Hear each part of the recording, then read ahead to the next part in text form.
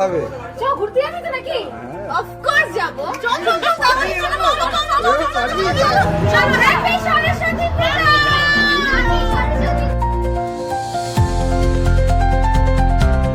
নমস্কার সকলকে, আমি মেকআপ আর্টিস্ট মধুমিতা ব্যানার্জি দাস।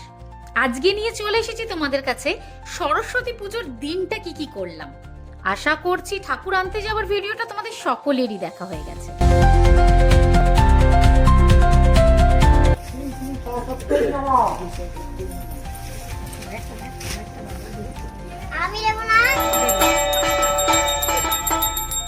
সরস্বতী পুজোর দিনটা মাকে পুষ্পাঞ্জলি দিয়ে শুরু করলাম এবং খুব মজা করেছিলাম সেই দিনটা।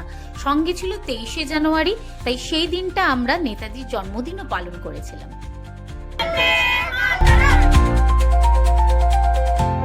সকলের সাথে দেখা হওয়া, আনন্দ করা, মজা করা, তার সাথে ছবি তোলা, সমস্ত কিছু মিলিয়েই সরস্বতী পুজোর দিনটা হয়ে উঠেছিল দারুণ সুন্দর।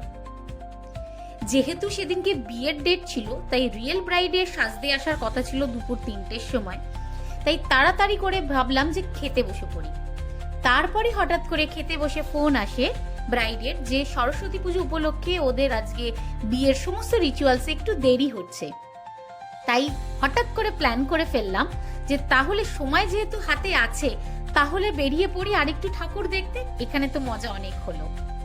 তারপরে প্ল্যান করে চলে গেলাম আমার বাপের বাড়ির পাড়া উত্তরপাড়া, এবং সেখানে গিয়ে পৌঁছে গেলাম উত্তরপাড়া গভর্নমেন্ট স্কুলে।